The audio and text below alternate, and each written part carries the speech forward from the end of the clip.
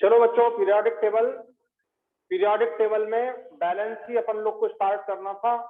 ठीक है, वैसे कल मैंने बैलेंसी की काफी चीजें समझा दी थी। मैं फिर थोड़ा सा, सब नए बच्चे नए हैं तो मैं बैलेंसी को थोड़ा सा इंट्रोड्यूस कर रहा हूँ।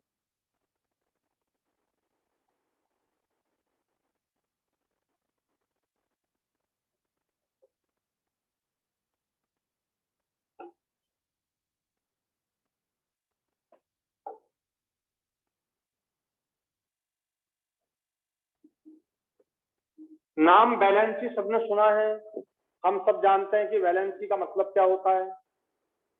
ठीक है, तो दो टाइप के बैलेंसी एलिमेंट शो करते हैं। There are two type of valency, electrovalency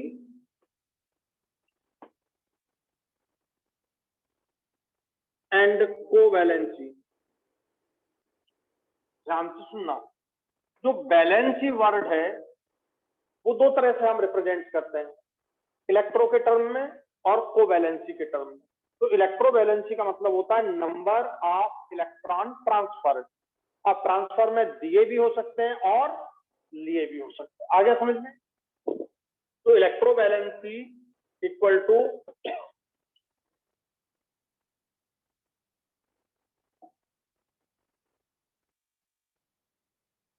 number of electron transferred by an atom is called valency.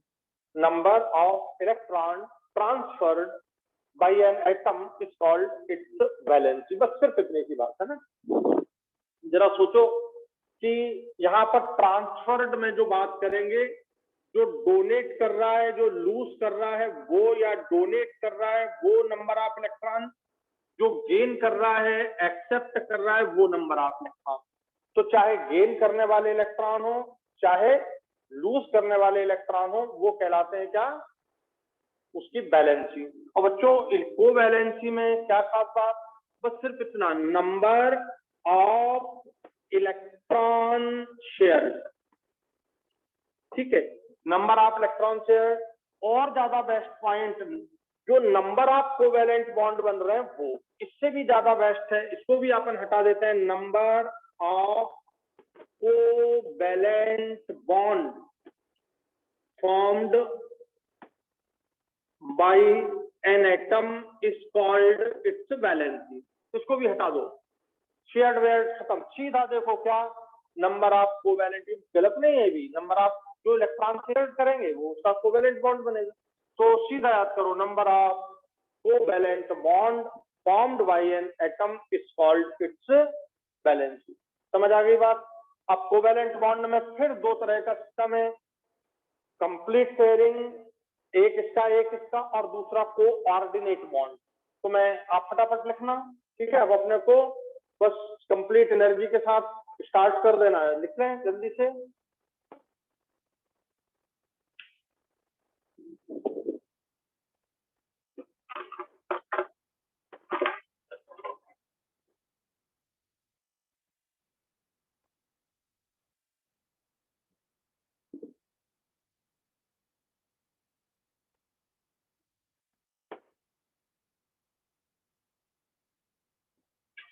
तो ये दो डेफिनेशन, अब हम इसको बहुत अच्छे से समझते हैं कि कैसे नंबर ऑफ इलेक्ट्रॉन ट्रांसफर हो रहा है, कैसे शेयर कर रहे हैं, और कोवैलेंट बॉन्ड कैसे। हर साल आता है आपको बैलेंसी का क्वेश्चन। तो ये सिंपल दो बैलेंसी डेफिनेशन क्लियर हो गई कि नहीं? इलेक्ट्रॉन कितने लूज किए जा रहे हैं वो, इलेक्ट्रॉन कितने गेन किए जा रहे हैं वो, number of electron gain of release, और दूसरा नंबर ऑफ कोवैलेंट बॉन्ड। चलिए,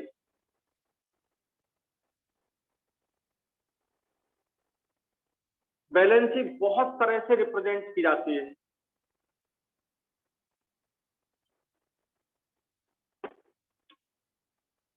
ध्यान देना, मैं सबसे पहले एग्जांपल ले रहा हूं इलेक्ट्रोवैलेंसी का। सपोज सोडियम, सब जानते हैं सोडियम का electronic configuration 1s2 2s2 2p6 3s1 ये है। सपोज Cl17 आप जानते हैं 1s2 2s2 2p6 3s2 3p5। जरा सोचो, ये आपका Cl है। Cl में आपका इलेक्ट्रॉनिक कॉन्फ़िगरेशन आप सब जानते हैं, ये हो गया, और ये S1 है। ठीक, अब सोचो कि यदि ये एक इलेक्ट्रॉन लूज करते तो इसकी वैलेंसी हम क्या बोलने लगेंगे, 1। यहाँ पर ये सोडियम आयन बन जाएगा, एक इलेक्ट्रॉन लूज कर देगा और ये एक इलेक्ट्रॉन गेन कर लेगा। ऐसे में आपको समझ आ गई होगी बात, ठीक है ना। ये आपका जो एक इलेक्ट्रॉन दिख रहा है यहाँ पर, ये एक इलेक्ट्रॉन ये लूज करेगा, ये सोडियम आयन बनेगा, ये एक इलेक्ट्रॉन गेन करेगा, ये Cl आयन बनेगा। ये वैलेंसी नहीं है, ये चार्ज है। ध्यान से सुनना, ये क्या है, चार्ज। ये क्या है, उसका ऑक्सीडेशन स्टेट। तो दो तरह से हम समझेंगे। तो आपका Na+1 बन गया, Cl-1 बन गया। आप जो लिख रहे हो ये, दिस इज ऑक्सीडेशन स्टेट। ये ऑक्सीडेशन स्टेट है, और ये ऑक्सीडेशन स्टेट है -1 ऑक्सीडेशन स्टेट। तो बच्चों Cl का ऑक्सीडेशन स्टेट हुआ -1, सोडियम का ऑक्सीडेशन स्टेट हुआ +1, बट वैलेंसी +1 -1 नहीं होगी। बात समझे ना, वैलेंसी इज नॉट +1 -1। कितने इलेक्ट्रॉन ट्रांसफर किए बोलो, एक। कितने इलेक्ट्रॉन गेन किए, एक। तो हम ये कहेंगे कि Cl की वैलेंसी 1 है और सोडियम की वैलेंसी 1 है। तो जब हम बात करेंगे वैलेंसी ऑफ सोडियम तो हम लिखेंगे 1, वैलेंसी ऑफ Cl तो हम लिखेंगे 1। समझ आ गया दोनों में डिफरेंस। तो यहाँ पर इलेक्ट्रॉन ट्रांसफर कितने किए जा रहे हैं उसकी हम बात कर रहे हैं। एक गेन किया तो वैलेंसी 1, 2 गेन किए तो वैलेंसी 2, 2 लूज किए तो वैलेंसी 2। आ गया समझ में। बट ऑक्सीडेशन स्टेट में आपको क्या लिखना होगा, बोलो, साइन +1 या -1। यहाँ दोनों में डिफरेंस समझ लेना, क्योंकि कई बार हमको कंफ्यूजन होता है कि यार ऑक्सीडेशन स्टेट हम ये लिख रहे हैं, वैलेंसी कुछ लिख रहे हैं, कुछ क्या कर रहे हैं ये। ठीक है, तो ये पहली बात हुई। फटाफट लिखते जाना, टाइम नहीं है अपने पास। और सब पूरे फॉर्म में आ जाओ आज से ही। जैसे आपको एग्जाम देना होता है ना, उस समय अपन कैसे फॉर्म में रहते हैं, बिल्कुल। अभी आप एग्जाम लिख तो आ रहे हो, 12 को सबने दिया ही होगा ना। इतना आसान पेपर था यार केमिस्ट्री का, एक वर्ड भी मेरी कॉपी से बाहर नहीं, एक भी सिंगल क्वेश्चन।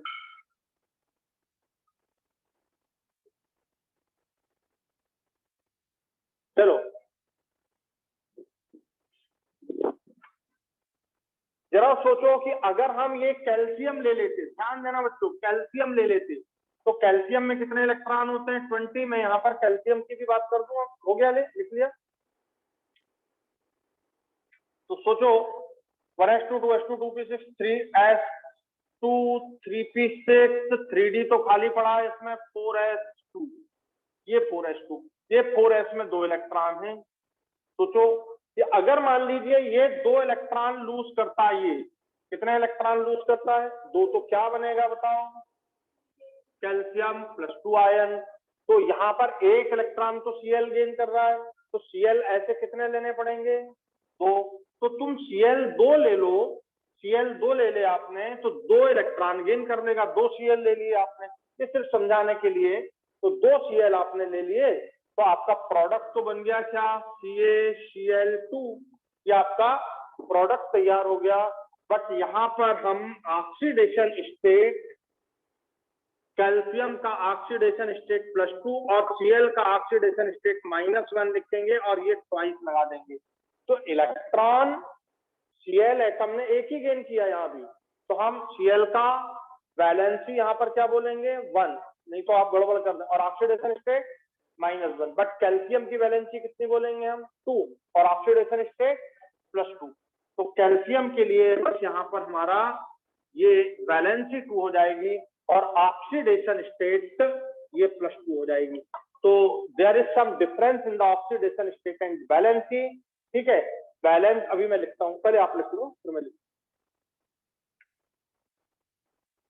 ठीक, आई बात समझ में कि नहीं।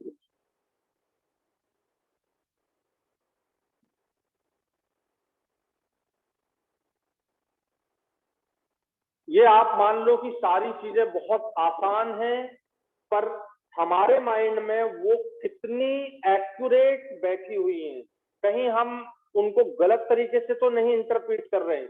कि वैलेंसी को हम गलती से यहाँ पर +2 लिख दें, कितनी बड़ी मिस्टेक है। समझ आई बात? तो आपके माइंड में वो सब मालूम है, आपको वैलेंसी भी मालूम है, सब मालूम है, मैं जानता हूँ, पर कितना एक्यूरेट है आपके माइंड में वो। लिख लिया?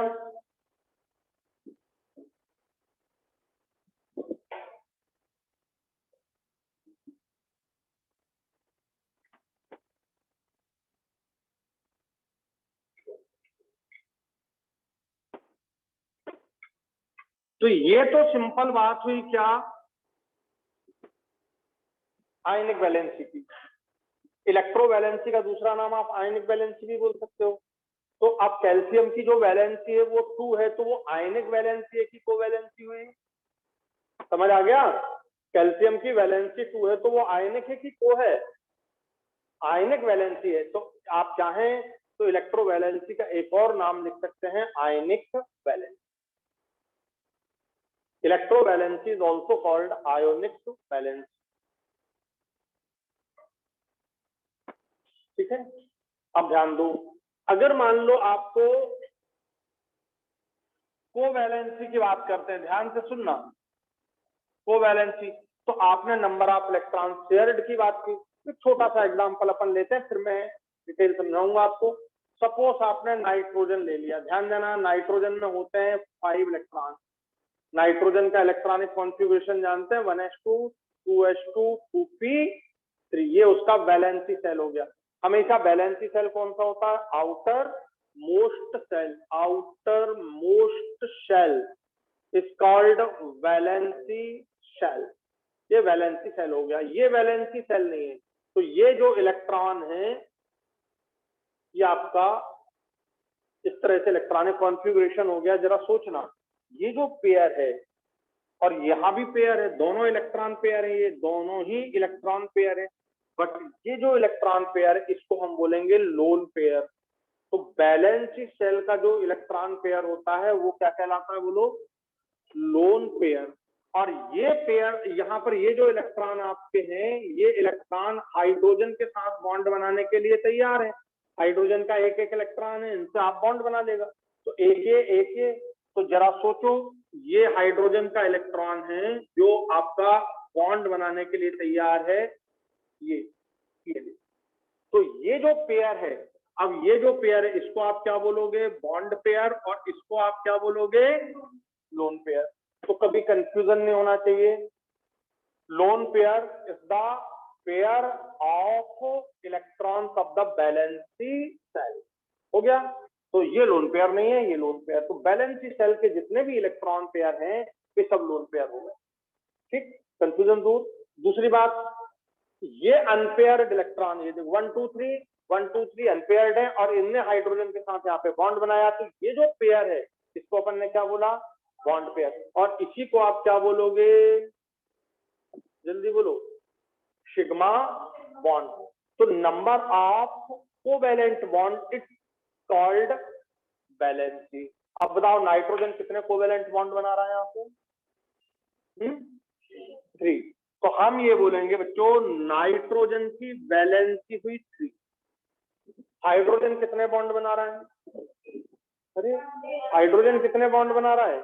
1। हाइड्रोजन को देखो, इस हाइड्रोजन को देखो और इससे देखो कितने बॉन्ड बने। समझ गए ना?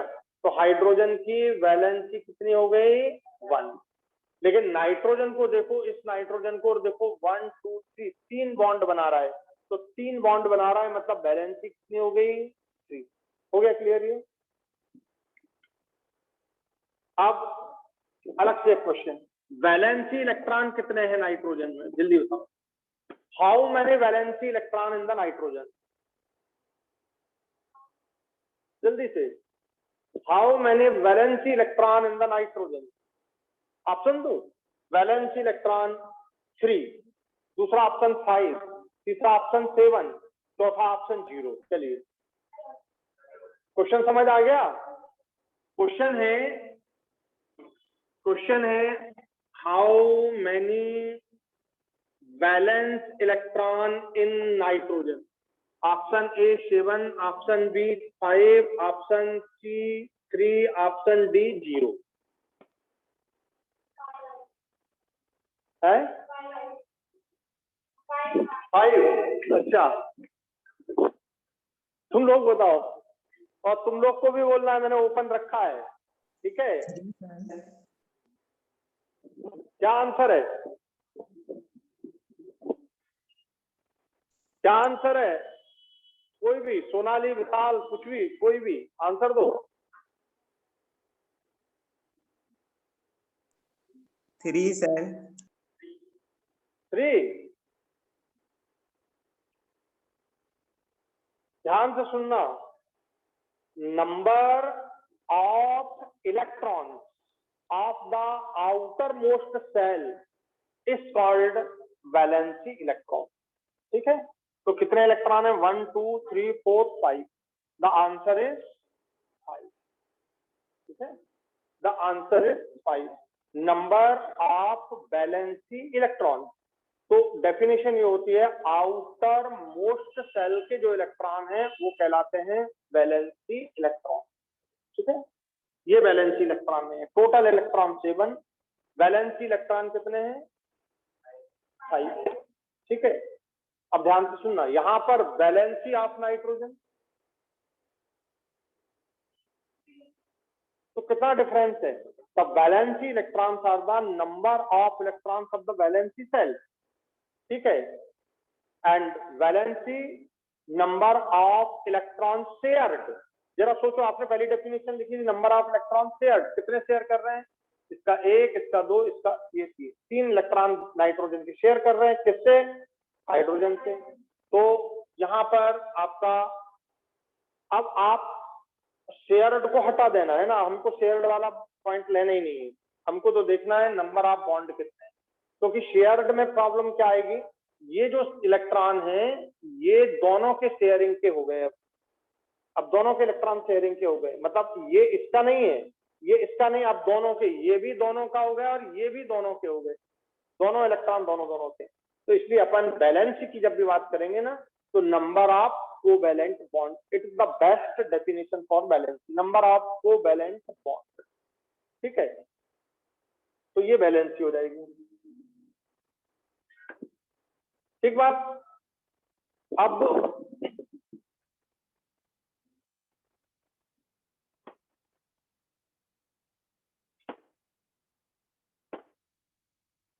सब लोग ध्यान देना, ये जो नाइट्रोजन है ये आपका इस तरह से ये बना दिया। ध्यान से सुनना, हाइड्रोजन के पास कितने इलेक्ट्रॉन होते हैं?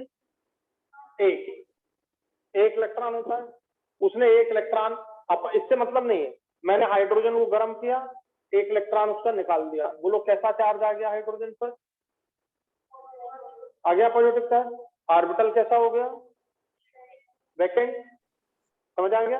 अब ये जो इलेक्ट्रॉन पेयर है, यदि इसको डोनेट किया जाए, यहां ध्यान से सुनिएगा, यहाँ शेयरिंग हो रही है, ये यहाँ शेयरिंग हो रही है ये, और यहाँ इलेक्ट्रॉन पूरा पूरा इसको डोनेट किया जा रहा है, तो ये जब रिएक्शन होगी तो ऐसा बन जाएगा। बहुत ध्यान से इस बात को समझना, ये इलेक्ट्रॉन पेयर इस प्रोटॉन को चला गया, ये खाली ऑर्बिटल था, ये भरा था, ये खाली था, ये भरा, ये डोनेट हुआ। तो डोनेट होने का मतलब ये नहीं है कि ये इसने दोनों के दोनों इलेक्ट्रॉन डोनेट कर दिए, दोनों इलेक्ट्रॉन लेके चलता बना। समझ गए? यहाँ पे बॉन्ड बन रहा है, कौन सा बॉन्ड बन रहा है? बोलो, कोऑर्डिनेट बॉन्ड।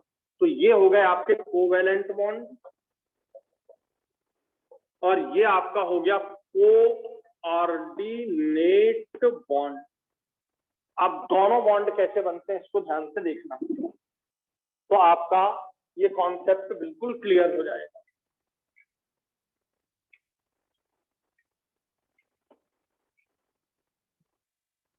ध्यान देना, कभी जब तुम बॉन्ड बनाते हो तो भाई इसका एक इलेक्ट्रॉन दूसरे का एक इलेक्ट्रॉन, ये बॉन्ड बन गया, इस तरह से आप बनाते हो कि नहीं? बताओ। चलो इसको ए मान लिया, इसको बी मान लिया, ठीक है। तो ऐसे ही बॉन्ड बनाते हो ना, एक इलेक्ट्रॉन इसका, एक इलेक्ट्रॉन इसका, इस तरह से बॉन्ड बन गया। कौन सा बॉन्ड है ये? शेयरिंग से। ये वाला आपका ये कोवेलेंट बॉन्ड हो गया। दूसरा समझना, एक के पास दोनों इलेक्ट्रॉन, एक के पास कोई इलेक्ट्रॉन नहीं, ये ए एटम हो गया, ये बी एटम हो गया। समझ गए? एक बार ये टिफिन ले आया और ये बिल्कुल खाली है। समझ गए? ये दोनों फ्रेंड हैं, ये टिफिन लाया है और ये बिल्कुल खाली है। क्या करते हैं? शेयरिंग कर लेते हैं। कुल मिला के है इसका दोनों इलेक्ट्रॉन, लेकिन दोनों बड़े अच्छे फ्रेंड हैं, साथ में बिल्कुल शेयरिंग करके खा रहे हैं। 4 रोटियां, 2 तू 2 मैं, ठीक है। बट एक्चुअल किसकी है? इसकी। तो भैया ये जब बॉन्ड बनाएगा, इसको ध्यान से देखना, तब भी तो ये ऐसा। अब इसको देखो और इसको देखो और मुझे डिफरेंस बताओ क्या है। इसको देखो और इसको देखो और मुझे डिफरेंस बताओ क्या है। इसको मत देखो, इसको मत, इसको देखो और इसको देखो, तो तुम क्या लग रहा है? सेम। ठीक है, बात समझ में आई? इसने टिफिन लाया, इसने टिफिन नहीं लाया, दोनों खा रहे हैं। मैं देख रहा हूं कि हाँ यार डिब्बा बीच में रखा है। ठीक है, बात समझ आ गई? तो बस सिंपल हो गया, जैसा ये है वैसा ही ये है। ठीक है, बट इसको हम बोलते हैं ऐसे साइन से रिप्रेजेंट करते हैं। ये कौन सा हो गया? Coordinate bond. और इसको हम सिंपल सिंगल बॉन्ड से इस तरह से रिप्रेजेंट कर देते हैं। ये कौन सा हो गया? Covalent bond. दिखने में दोनों कैसे हैं? ठीक। अब ध्यान देना, अब ये क्या फील कर रहा है? ये वाला फील कर रहा है मेरा इलेक्ट्रॉन है, ये फीलिंग देखना। ठीक है, और ये वाला फील कर रहा है ये मेरा इलेक्ट्रॉन। ए की फीलिंग ये है, बी की फीलिंग ये है। ठीक है, बात समझ आ गई? तो कोऑर्डिनेट बॉन्ड है। अब इसमें भी ये एक सिंगल बॉन्ड ही माना जाएगा। ये ऐसा जो बॉन्ड है ये सिंगल बॉन्ड ही माना जाएगा। आ गया समझ में? अब बताओ, यहाँ पर एक बॉन्ड ये हो गया, दूसरा, तीसरा और ये चौथा, 4 बॉन्ड हुए टोटल। अब अगर आपसे क्वेश्चन पूछा जाए कि इसमें नाइट्रोजन की वैलेंसी कितनी है, तो आप आंसर क्या दो? समझ गए? आंसर क्या होगा? 4। फिर एक बात और समझना, इस पर कैसा चार्ज था? प्लस। ये प्लस, ये समझ लेना बहुत अच्छे से, ये प्लस था। इसने इलेक्ट्रॉन डोनेट किया, ये बॉन्ड बन रहा है, बट शेयरिंग हो रही है। ये देखो, तो एक इसके पास पहुंच गया और एक इलेक्ट्रॉन पर चार्ज कैसा होता है? जल्दी बोलो। -1। ऐसा समझो कि हैं दोनों इसी के, बट इसकी फीलिंग में ये आ गया, तो एक इसके पास पहुंच गया। अपन ने इस तरह से इसका साइन भी बना दिया, तो एक इसके पास पहुंच गया, तो कैसा चार्ज आ गया? समझ आ गया? ये क्या हो गया टोटल? बोलो 0। और इसने एक दिया, इसको शेयरिंग कर रहा है, तो इस पर कैसा चार्ज आ गया? बोलो। तो जब भी कोऑर्डिनेट बॉन्ड बनेगा, तो जो lone pair of electron donate करने वाला एटम है उस पर कैसा चार्ज रहेगा? पॉजिटिव। और जो लेने वाला उस पर, समझ आ गया? पहले से कैसा था इस पे, और अब क्या आ गया? ये टोटल क्या हो गया? तो ये पूरा खत्म हो गया, ये कुछ नहीं बचा यहाँ पर, बट इस पर क्या आ गया? अमोनियम आयन बन गया। इसको अपन बोलते हैं अमोनियम आयन। आ गया समझ में? अब क्वेश्चन आपको नीट में पूछा गया है कि अमोनियम आयन में नाइट्रोजन की क्या वैलेंसी है? अमोनियम आयन में नाइट्रोजन की क्या वैलेंसी है? 4। समझ आ गया? बात क्लियर हो गई? तो यहां पर नाइट्रोजन की जो वैलेंसी है, वैलेंसी ऑफ नाइट्रोजन ये होगी। हो गया क्लियर? तो बच्चों, कोऑर्डिनेट बॉन्ड जब भी बने तो उसे भी तुम सिंगल बॉन्ड जैसा मानोगे। बिल्कुल यहां देख लो, इसमें और इसमें कोई डिफरेंस नहीं दिखता फाइनली। ठीक है, तो coordinate bond and covalent bond दोनों का टोटल कर लेना, वो उसकी क्या होती है? कोवैलेंट।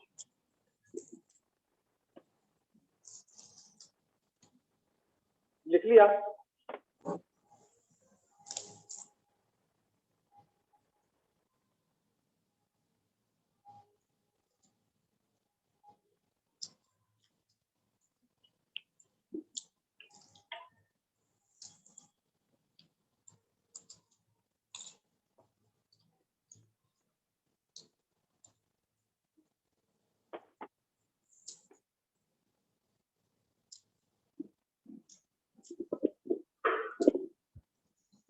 कर लू क्लीन?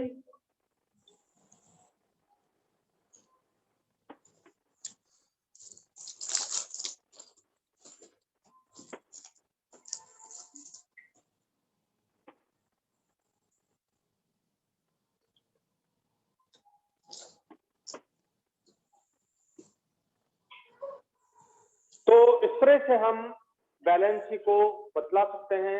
अब जरा सोचो, फिर से नाइट्रोजन को लिखा तुमने,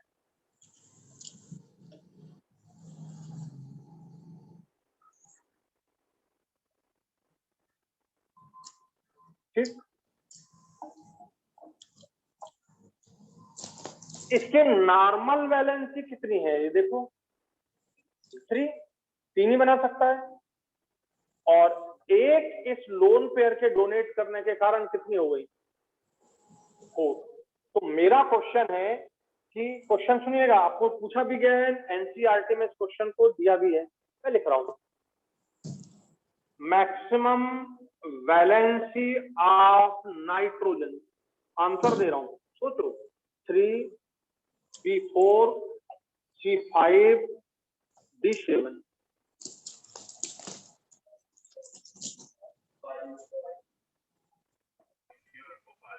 ऐसा कौन आपको खूब बार आया है नीट में, ये ठीक है, खूब बार आया, बहुत बार आया है, और मुझे नहीं लगता है कि ऐसा दुनिया में कोई होगा जिसे नाइट्रोजन की वैलेंसी नहीं पता हो, ठीक है। क्या आंसर होना चाहिए, मैंने बात की है maximum valency of nitrogen will be 3, 4, 5, 7।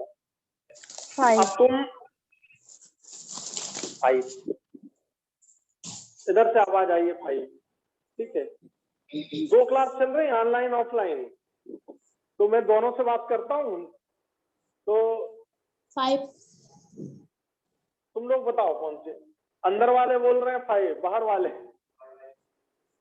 5 है, चेक कर दूं, पक्का, सोच लेना, बहुत बहुत इंपॉर्टेंट क्वेश्चन है सर, दुनिया में सबसे ज्यादा आने वाला क्वेश्चन है वैलेंसी में, पूरी दुनिया में अगर सबसे ज्यादा क्वेश्चन आया है तो नाइट्रोजन पर ही आया है? आंसर 4। अरे भैया 5 कैसे हो सकता है, जरा सोचो, क्या नाइट्रोजन में यहाँ पे 2D हो सकता है, 2D ऑर्बिटल होता है, नहीं होता। 2D अगर होता तो ये इलेक्ट्रॉन एक्साइट हो जाता, अनपेयर्ड हो जाता, और फिर कितने बॉन्ड बना सकता था, बोलो 5। पर क्या नाइट्रोजन 5 बॉन्ड बना सकता है? तुमने सुना होगा PCl5 बनता, NCl5 नहीं बनता, हजारों बार पढ़ा है, हजारों बार पढ़ा है। तो नाइट इसमें 2D नहीं होता है, ठीक है, 2D नहीं होता, 2D एग्जिस्ट ही नहीं करता, 3 में करता है, 3s 3p 3D। तो मैं इसका आंसर जो होगा 4, maximum covalency, maximum valency will be nitrogen, 5 नहीं। अब कोई क्वेश्चन पूछे नाइट्रोजन पेंटावैलेंट नहीं होता, नाइट्रोजन 5 वैलेंसी तो नहीं करता, तो आंसर क्या, वैकेंसी अवेलेबल नहीं है, वैलेंसी सेल में D ऑर्बिटल अवेलेबल नहीं है। आ गया समझ में? तो लिखना है नाइट्रोजन, ये बात क्लियर हो गई है सबको। और फिर अगला क्वेश्चन कि भाई नाइट्रोजन 5 वैलेंसी शो नहीं करता, नाइट्रोजन कैन नेवर पेंटावैलेंट, तो आंसर क्या, because of absence of D orbital in the valency shell, absence of D orbital in the valency shell. Nitrogen can never pentavalent, pentavalent नहीं है because absence of D orbital in valency shell. हो गया clear?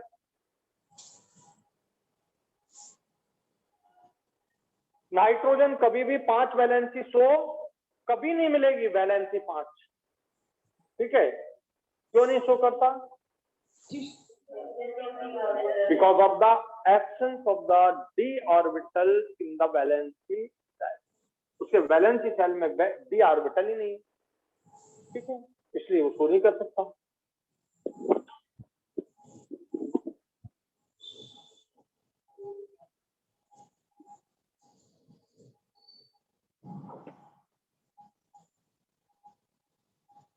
तो बहुत छोटे छोटे questions हैं जिनको आपको वैलेंसी में समझना है, ठीक है।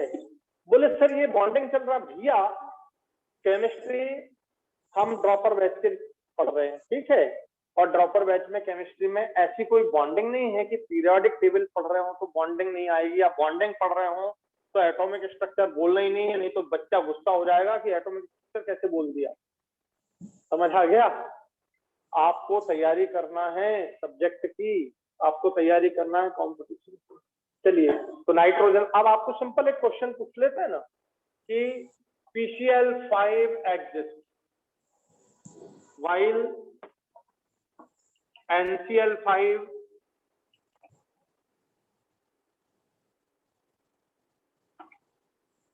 सबको याद है बात? PCl5 एग्जिस्ट करता है, NCl5 एग्जिस्ट नहीं करता। तो इसमें क्या है भैया, आंसर केवल ये हो गया कि इसमें 3d ऑर्बिटल वैकेंट पड़ा है और इसमें तो 2d ऑर्बिटल होता ही नहीं है, होता ही नहीं है। तो इलेक्ट्रॉन कैसे एक्साइट होगा? पॉसिबल ही नहीं इलेक्ट्रॉन के एक्साइट होने का, ठीक है। जबकि फास्फोरस में हम जानते हैं 15 है, 1s2 2s2 2p6 3s2 3p3 और 3s, और यहाँ पे ये 3p पड़ा हुआ है। ये नॉर्मल वैलेंसी 1 2 3 3 होगी, लेकिन ये 3d यहाँ पर वैकेंट भी पड़ा है, ये वैकेंट भी पड़ा है। तो क्या हो जाएगा, ये इलेक्ट्रॉन इसमें एक्साइट हो जाएगा। तो p एक्साइटेड स्टेट में, और अब यहाँ पर 1 2 3 4 5 ये 5 वैलेंसी शो करने लगेगा। आ गया समझ में? तो there is 5 valency in phosphorus, but it is not possible in case of nitrogen because of the absence of the p orbital in its valency cell. p orbital in valency cell बहुत important। आ गया समझ में?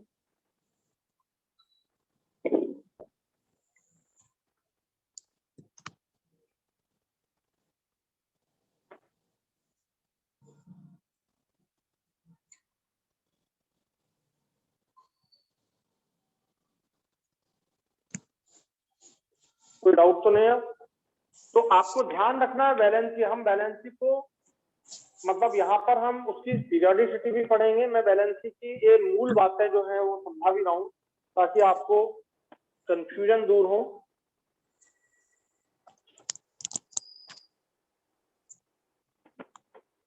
अब बताओ, हमारा PCl5 pentavalent हो सकता है, ठीक है।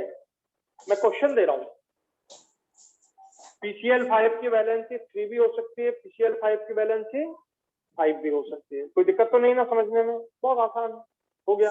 तो 5 होने का रीजन भी आपको क्लियर हो गया, वैकेंसी अवेलेबल है, 3d ऑर्बिटल वैकेंट अवेलेबल है, इसलिए इसकी वैलेंसी कितनी हो गई? 5। अगला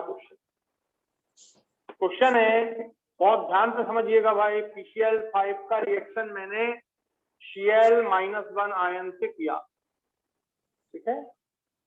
PCl5 का रिएक्शन मैंने Cl-1 आयन से किया और ये बन गया आपका PCl6। चार्ज कैसा आ जाएगा? -1। ध्यान से सुनना, माइनस चार्ज है ना, ये इसके घर गया, माइनस चार्ज लेके इसके घर गया, तो इस पे कैसा चार्ज आ जाएगा? ये दिख रहा है माइनस। तो मिठाई का डिब्बा लेके मेरे घर आए तो मेरे घर क्या आ गया? मिठाई का डिब्बा। तो मिठाई का डिब्बा आ गया, ठीक है। खुशी लेके आओगे तो खुशी आएगी घर में, दुख लेके आओगे तो दुख आएगा। कोई कार्ड लेके आया कटा हुआ, समझ आ गया, तो दुख है। तो बस आपको ये बात ध्यान देना कि अगर चार्ज माइनस जिसके घर आ रहा है तो उसको भी तो चार्ज आएगा। एक मिठाई का डिब्बा आ गया है। अब मैं आपसे क्वेश्चन पूछ रहा हूं कि यहाँ पर वैलेंसी कितनी है फास्फोरस की, इसकी वैलेंसी बताना, और यहाँ पर फास्फोरस की वैलेंसी बताना। दोनों में फास्फोरस की ही वैलेंसी आपको बताना है, ठीक है। समझ गए बात को? What will be the valency of phosphorus in the PCl5 as well as PCl6 -1? Option दो, ऑप्शन दो। ए ऑप्शन, इसमें दो वैलेंसी, इसमें ये V1 हो गया, ये V2 हो गया, दो valency V1 and V2। 5 5 B 3 3 C 3 5 D 5 6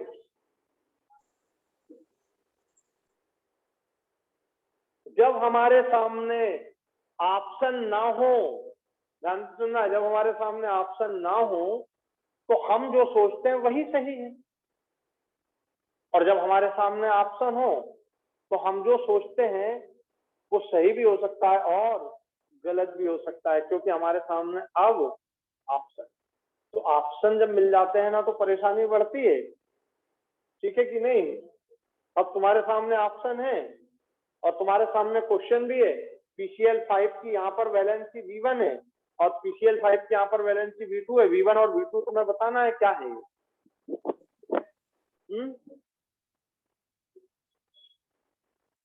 answer दो बच्चों, आंसर दो।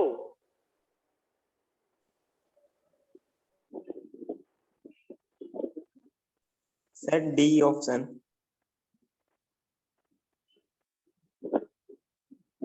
इधर से ऑनलाइन का ऑप्शन तो बोल रहे हैं डी, कौन बोल रहा है? डी कौन ने बोला? कविता डी, तुम लोग बोलो कुछ यार, सोचो। This is the balance is the part of 11th class, ठीक है। आप 12th भी कर चुके हो और अच्छे से खासी पढ़ाई की है, तो मैं यही आपको बताना चाहता हूँ कि कितनी सिंपल चीज है, ठीक है। और इसके बाद भी आप आज भी कंफ्यूज हो तो बहुत गलत बात है। क्या कंफ्यूजन है ये बताओ, कितने कोवेलेंट बॉन्ड बन रहे हैं यहाँ पर? 5। तो यहाँ तो कोई डाउट ही नहीं है, यहाँ कोई डाउट है क्या? अब भी आप देख सकते हो 1 2 ये एक्साइट हो गया, 1 Cl 2 Cl 3 Cl 4 Cl और 5 Cl, ये नॉर्मल कोवेलेंट बॉन्ड बन रहा है Cl से बच्चों, ये नॉर्मल कोवेलेंट बॉन्ड बन रहा है PCl5 में। अब यहाँ पर क्या है? चार्ज, और Cl का -1 चार्ज सब जानते हैं। इधर देखो, Cl का -1 चार्ज, ये Cl में कितने इलेक्ट्रॉन होते हैं लास्ट में? 7। एक चार्ज आया इस पे, ये -1, ये हो गया इसका चार्ज। बोले सर ये अलग से इलेक्ट्रॉन नहीं है, ठीक है। जैसा मेरा ये पेन है वैसा मेरा ये पेन है, दोनों में कोई डिफरेंस नहीं है, बट मैंने केवल डिफरेंस करने का आपको समझाने के लिए ये एक अलग से बना दिया कि ये -1, ठीक है। ये भी वही इलेक्ट्रॉन पेयर है, ध्यान से सुनना, ये भी वही इलेक्ट्रॉन पेयर है, ये भी इलेक्ट्रॉन पेयर है और ये भी वही इलेक्ट्रॉन पेयर है। और जब इलेक्ट्रॉन पेयर किसी वैकेंट ऑर्बिटल को जाता है तो कौन सा बॉन्ड बनता है? जल्दी बोलिए। तो ये कोऑर्डिनेट बॉन्ड बन गया। क्या बन गया? कोऑर्डिनेट सिग्मा बॉन्ड है, नॉर्मल सिग्मा बॉन्ड है, और ये क्या हो गया? कोऑर्डिनेट सिग्मा बॉन्ड हो गया। तो यहाँ पर बैलेंसी कितनी हो जाएगी? समझ गए बात को? आंसर इज 5 and 6 है। क्लास के बाद तुम टिक कर ले, ये पूछना है। तो this is the coordinate bond formed by the Cl ion and phosphorus. Cl ion donated the pair of electron to the vacant orbital of the phosphorus, ठीक है। तो इट्स वेरी सिंपल। एंड अब हमारे सामने कितने सिग्मा है? 1 2 3 4 5 और 6 sigma है। तो 6 sigma bond, it means the balance of the phosphorus is 6। आ गया समझ में? तो यहाँ पर बैलेंस 6 है।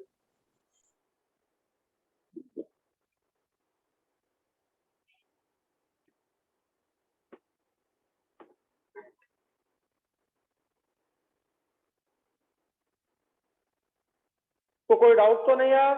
पर ये वैसी बैलेंसी है, नॉर्मल बैलेंसी नहीं है। नॉर्मल बैलेंसी तो 3 होगी या 5 होगी, ये कोऑर्डिनेट बैलेंसी हो गई, ये अलग टाइप की बैलेंसी है। जब आपको क्वेश्चन आए कि फास्फोरस की नॉर्मल बैलेंसी, तो आंसर होगा 3 5, ठीक है। कितनी गुस्सा आती है, क्वेश्चन आया फास्फोरस की नॉर्मल वैलेंसी क्या हो सकती है, तो 3 और एक्साइटेशन पर 5, पर यहाँ पर क्या हो रही है? 6। तो 6 का रीजन ये अलग है। ये कौन सा बॉन्ड बन रहा है? Cl2 phosphorus coordinate bond. आ गया समझ में? सर मैंने नॉर्मल वैलेंसी बताया था। मैंने तो पूछा ही नहीं नॉर्मल में, मैंने तो क्वेश्चन दिया है सामने, ऊपर लिखा था V1 और V2।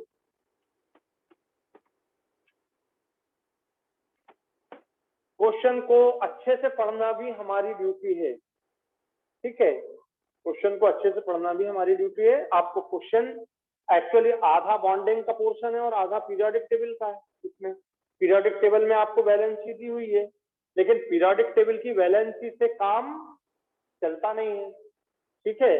तो आप क्योंकि मतलब पढ़ चुके हो इसलिए मैं ये सब बात कर रहा हूँ। अगर 11th वाली बात होती तो मैं नहीं करता। 11th में मैं फिर बॉन्डिंग में पढ़ा था, कुछ पार्ट यहाँ पढ़ा था, कुछ बॉन्डिंग में पढ़ा था, ठीक है कि नहीं। तो दोनों की स्टेट अलग अलग है, तो हमको जो पढ़ना है वो कंप्लीट पढ़ना है ताकि हमारा कंफ्यूजन कंप्लीटली एलिमिनेट हो। नेक्स्ट है, जैसे क्वेश्चन आपको पूछा गया है N2, ये आपको आया है N2O5 में। N2O5 में नाइट्रोजन का ऑक्सीडेशन स्टेट भी बतलाना है और वैलेंसी भी बतलाना है। तो N2O5 में what is the oxidation state and valency of nitrogen, एक क्वेश्चन आपको पूछा गया है। अब आप इसे सॉल्व करके बताओ मुझे।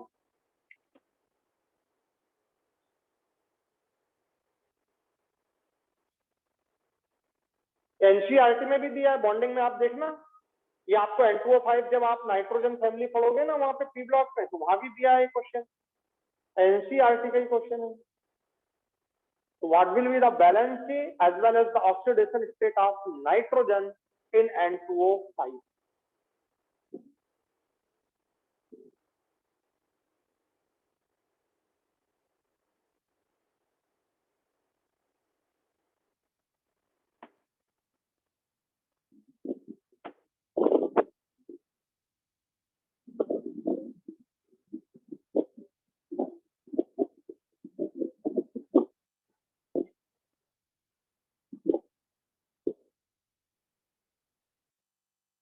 सर +5 क्या आ रहा है? +5।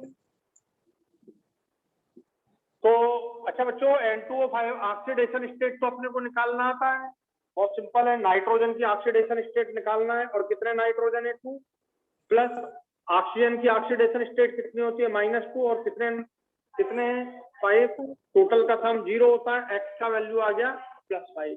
तो ये आपकी ऑक्सीडेशन स्टेट आ गई, oxidation state of nitrogen, x आपने कैलकुलेट कर, ये सब जानते हैं। ऑक्सीडेशन स्टेट निकालना तो आता है ना सबको, ठीक है। तो oxidation state will be +5, nitrogen की आपको निकालना है x, नाइट्रोजन है 2, ऑक्सीजन को ऑक्सीडेशन स्टेट होती है -2, और कितने हैं 5, टोटल का सम क्या होता है हमेशा 0, और ये वैल्यू आपकी आ गई +5। Oxidation state of nitrogen is +5, and यहाँ पर नाइट्रोजन, इधर देखना ध्यान से, नाइट्रोजन ये आपका लोन पेयर, ये 5 इलेक्ट्रॉन होते हैं नाइट्रोजन में, ठीक है, कितने होते हैं 5।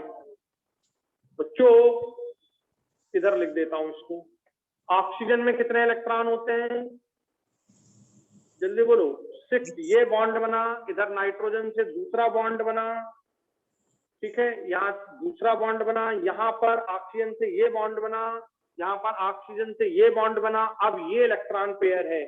तो बच्चों ये इलेक्ट्रॉन पेयर ऑक्सीजन को कोऑर्डिनेट बॉन्ड बनाएगा, ये कोऑर्डिनेट बॉन्ड बनाएगा, क्योंकि ये एक्साइट, अरे बोलो, ये एक्साइट हो सकता है क्या? नहीं, क्यों नहीं हो सकता? डी ऑर्बिटल नहीं है ना नाइट्रोजन में, यदि नाइट्रोजन में डी ऑर्बिटल होता तो एक्साइट हो जाता, एक्साइट नहीं हो सकता। तो ये क्या बनाएगा फिर, बोलो क्या बनाएगा? जैसे आपने अभी अमोनियम आयन में NH3 का लोन पेयर प्रोटॉन को गया, वो देखा आपने, तो यहाँ पर ये कोऑर्डिनेट बॉन्ड बनाएगा। अब बताओ नंबर ऑफ बॉन्ड कितने बन रहे हैं नाइट्रोजन से, 1 2 3 4, 1 2 3 4। तो बच्चों नाइट्रोजन की वैलेंसी कितनी हो गई, 4। यहां भी देख लो 1 2 3 4। तो number of bond formed by the nitrogen 4 and it's valency is 4। Oxygen की वैलेंसी बताओ कितनी, 2। अगर ऑक्सीजन की वैलेंसी पूछूं तो ऑक्सीजन की वैलेंसी है 2, नाइट्रोजन की पूछूं तो 4, ठीक है। तो इस तरह से यहाँ पर हम नाइट्रोजन की वैलेंसी कितनी बताएंगे, 4, जबकि ऑक्सीडेशन स्टेट कितनी है उसकी, ऑक्सीडेशन स्टेट कितनी है, +5। ये क्वेश्चन आपको नीट में भी आया है, इसमें कोऑर्डिनेट बॉन्ड भी पूछा है, इसमें कोवेलेंट बॉन्ड पूछा है ना। N2O5 में केवल कौन से टाइप की बॉन्डिंग होती है, क्वेश्चन आया है ना नीट में, N2O5 में कितने टाइप की बॉन्डिंग होती है, सामने रखा है। ये नॉर्मल कोवेलेंट बॉन्ड है और ये कोवेलेंट एंड कोऑर्डिनेट। अब देखना नीट में आया है कि नहीं क्वेश्चन। अगर आपने पेपर जरा भी सॉल्व किए हो बॉन्डिंग पे तो आपको 2 बार मिलेगा कि number type of bonding in the N2O5। तो आंसर 1 2 कोवेलेंट बॉन्ड है और एक कोऑर्डिनेट बॉन्ड है। तो ये इस तरह से हम इसको सोच सकते हैं। तो मैंने कुछ वैलेंसी को 2 तरह से एक्सप्लेन किया, एक electrovalency in with the number of electron transfer and दूसरी कोवैलेंसी की number of bond, covalent bond form. And covalent bond there are 2 type, covalent complete sharing and covalent by donation and gain, माने coordinate. को में 2 है, covalent coordinate. ठीक बात। तो अब आपको कंफ्यूजन नहीं होना चाहिए।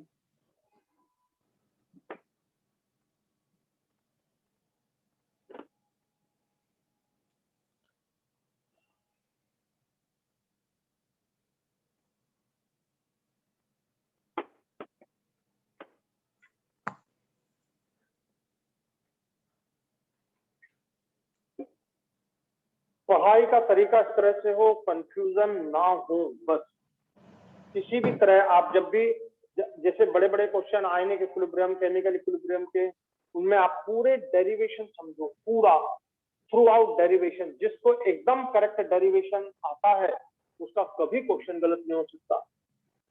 इस साल आपको आयनिक इक्विलिब्रियम में एक क्वेश्चन आया है, वीक एसिड और वीक बेस दोनों को मिक्स करने पर क्या पीएच बनता है, उसका पीके दिए हुए हैं, पीके भी दिए हुए हैं।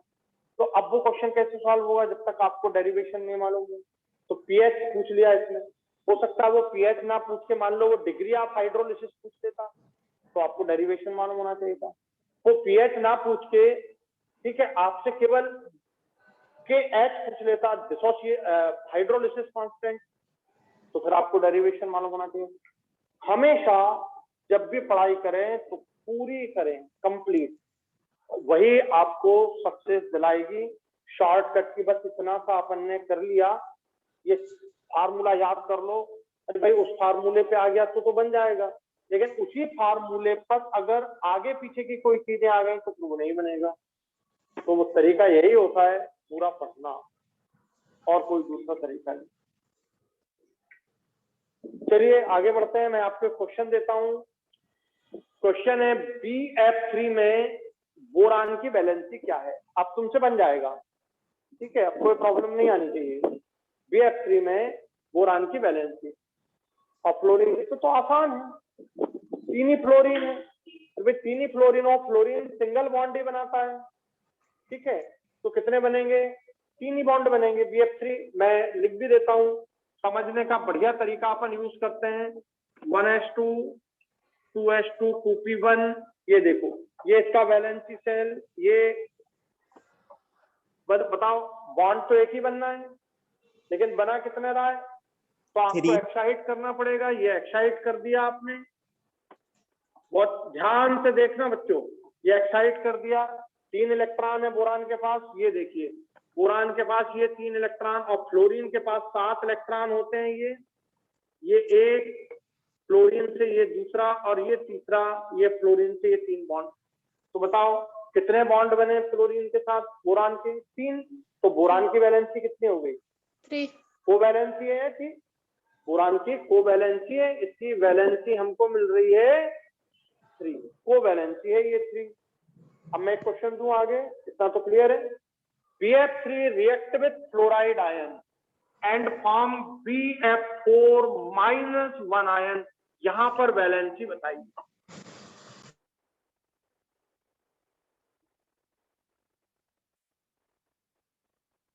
फोर सेल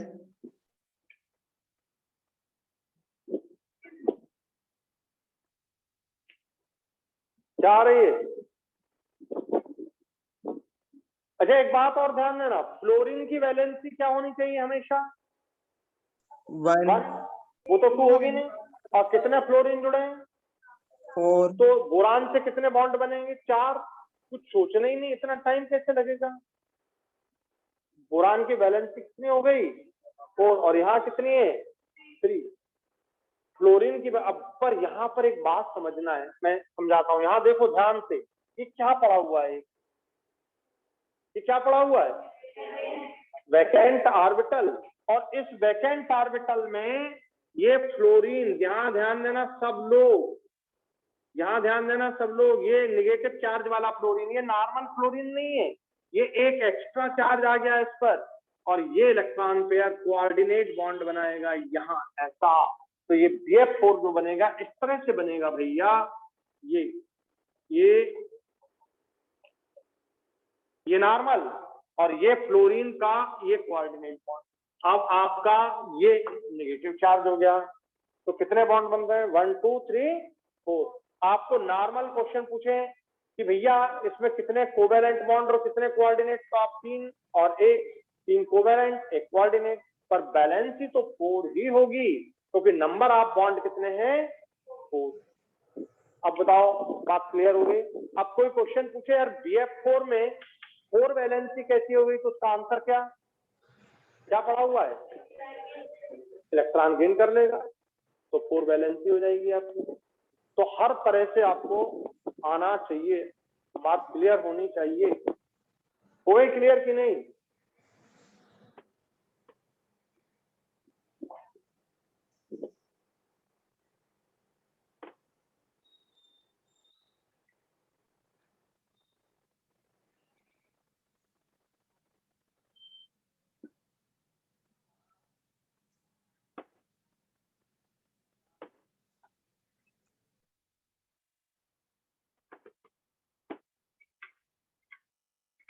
तो वैलेंसी इसमें 3 और BF4 आयन में 4।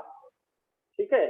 अब BF3 में और BF4-1 आयन में ऑक्सीडेशन स्टेट कैलकुलेट करना है बोरान का। इसमें भी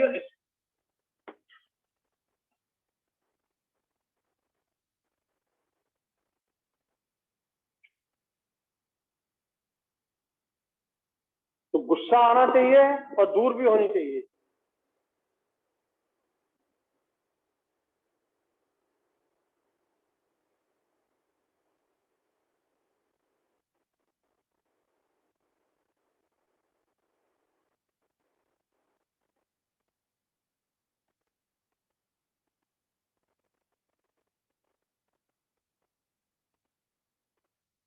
हो गया? कितना आ रहा है? BF3 में +3 ऑक्सीडेशन स्टेट। BF3 कैलकुलेट करा, एक्स निकालना है, फ्लोरीन होता है -1, 3 फ्लोरीन जुड़े, सबका सम होता है 0, एक्स का वैल्यू आ गया +3। यहाँ निकालना है एक्स, ठीक है, फ्लोरीन की होती है -1, 4 फ्लोरीन जुड़े हुए हैं, और टोटल चार्ज आपका ये -1 है, ये -1, एक्स का वैल्यू आ गया +3। ठीक है। तो दोनों में यहाँ भी +3 है और यहाँ भी +3 है, तो ऑक्सीडेशन स्टेट दोनों में +3 है, बट यहाँ पर बैलेंसी कितनी है? 4, और यहाँ पर बैलेंसी कितनी है? 6। तो जब बैलेंसी की बात करोगे तो यहाँ 3, और बैलेंसी की बात करोगे तो यहाँ 4। और बैलेंसी में मैंने साइन माइनस या प्लस नहीं यूज किया है, तो हमेशा आप याद रखना कि बैलेंसी में हमको कभी भी साइन प्लस और माइनस यूज नहीं करने हैं, और ऑक्सीडेशन स्टेट में हमें साइन प्लस और माइनस यूज करने हैं। अगर वो आप नहीं करेंगे तो गलत बनेगा। ठीक है।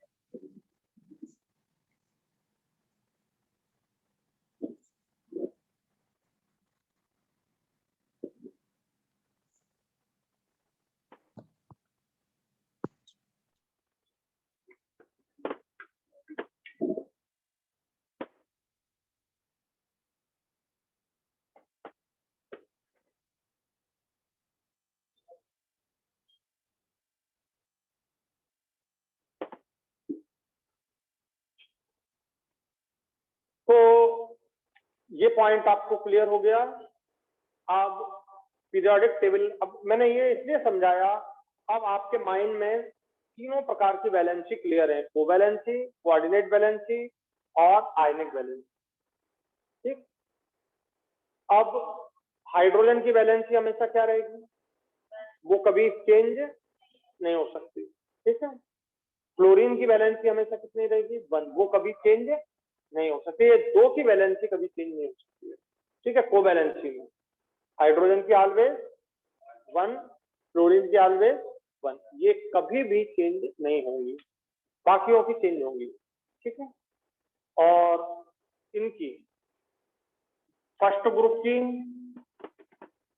ग्रुप माने hydrogen, lithium, sodium, potassium, rubidium, caesium, इनकी वैलेंसी हमेशा 1 ही रहेगी, कभी भी 2 नहीं हो सकती, 3 नहीं हो सकती। आ गया समझ में?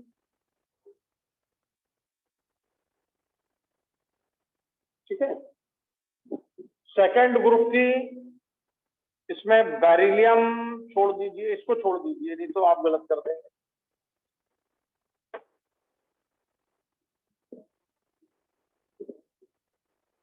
ये हमेशा 1 रहेगी।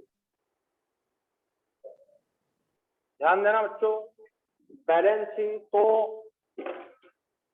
अलग अलग एटम के रिस्पेक्ट में अलग अलग हो सकती है।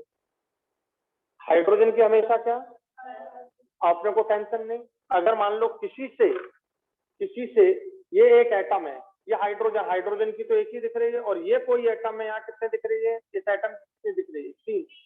ठीक है ना, क्योंकि हाइड्रोजन की हमेशा 1। अब ध्यान से सुनना, valency with respect to hydrogen,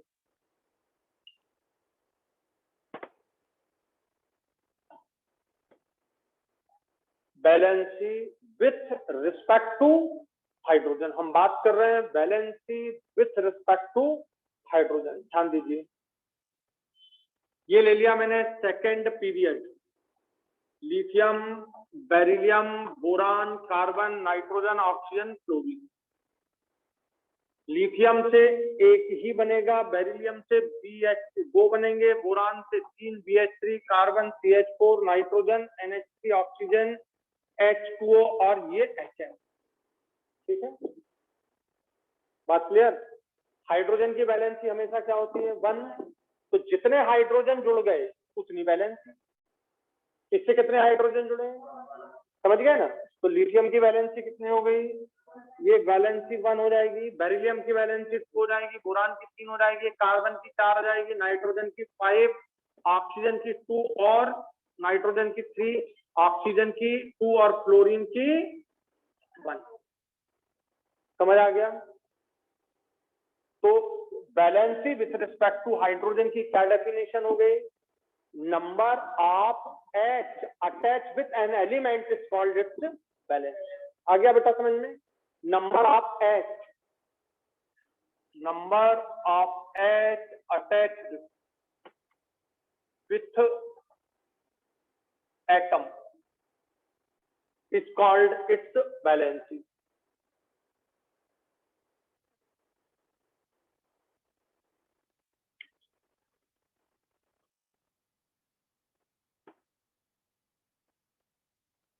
ठीक है, तो H एटम कितने अटैच हैं, इससे एक अटैच है तो वैलेंसी 1 है, इससे 2 H अटैच है वैलेंसी 2 है, इससे 3 H अटैच है वैलेंसी 3 है, 4। तो 1 से लगाकर के 4 तक इंक्रीज होती है, valency increases from 1 to 4, 1 to 4 तक इंक्रीज हो रही है। और फिर देखो यहाँ पर क्या हो रहा है, क्या NH4 होता है, नहीं, क्या NH5 होता है, नहीं। बोले सर आपने अभी तो बताया था NH4 नहीं बताया मैंने, NH4 प्लस आयन बताया, दोनों अलग अलग चीज है। अमोनियम आयन आपको मैंने ये बताया था, और ये नॉर्मल नहीं है, कोऑर्डिनेट बॉन्ड से बन रहा है, या अलग से आपको पूछा जाएगा, इसमें नॉर्मल बात की जा रही है, इसमें NH4 कभी बन नहीं सकता। ठीक है, बात क्लियर हो गई? यहाँ पर H2O में हाइड्रोजन 2 लगे हुए हैं ऑक्सीजन से, और यहाँ पे 1। फिर देखो यहाँ पर वैलेंसी क्या होने लगी, डिक्रीजेस। फिर डिक्रीजेस। तो ये नीट में आपको पूछा जा सकता है और आपका एनसीईआरटी में एज इट इज दिया हुआ है। जब आप एनसीईआरटी पढ़ेंगे तो 1 से 4 तक इंक्रीज होती है, देन फिर 3 to 1 डिक्रीज।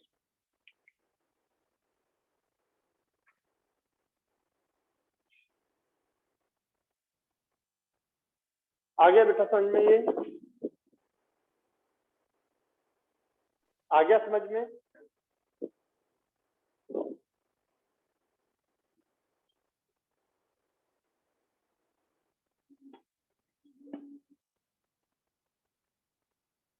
तो बैलेंस शीट किसी के भी रिस्पेक्ट में लिखी जा सकती है। अभी हमने किसके रिस्पेक्ट में लिखी है? लिख लिया सबने?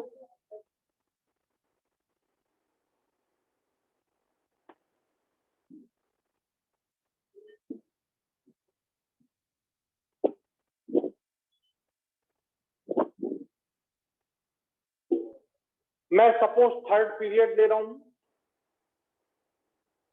Period 3, sodium, magnesium, aluminium, silicon, phosphorus, sulphur और क्लोरीन। ठीक है। और मैं यहां पर बात कर रहा हूं ऑक्सीजन के रिस्पेक्ट में वैलेंसी। ध्यान दीजिएगा, ये लिख दिया मैंने। मैं बात कर रहा हूं valency with respect to oxygen, valency with respect to oxygen. क्या तुम बता सकते हो ऑक्सीजन की नॉर्मल वैलेंसी कितनी होती है? ऑक्सीजन जब भी बॉन्ड बनाएगा तो 2 ही बनाएगा। आप देख लो, चाहे पानी में देखो तो भी हाइड्रोजन 2 लगे हैं तो 2 ही बॉन्ड बनाए। कार्बन डाइऑक्साइड में देखो, यहाँ देखो ऐसा, अगर आपने कार्बन डाइऑक्साइड बनाया तो बताओ कार्बन की वैलेंसी कितनी है? कार्बन की वैलेंसी कितनी दिख रही है? 4। और यहाँ हाथ रखो, ऑक्सीजन कितने बॉन्ड बना रहा है देखो, तो 2। ऑक्सीजन की वैलेंसी 2। तो बच्चों ऑक्सीजन की वैलेंसी कितनी होती है?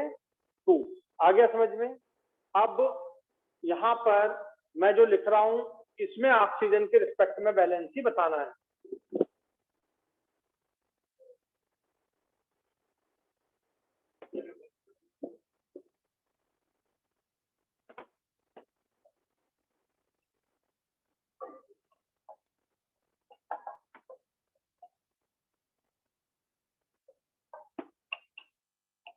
सॉल्व करो, सॉल्व करो। ऑक्सीजन के रिस्पेक्ट में वैलेंसी आपको चेक करना है।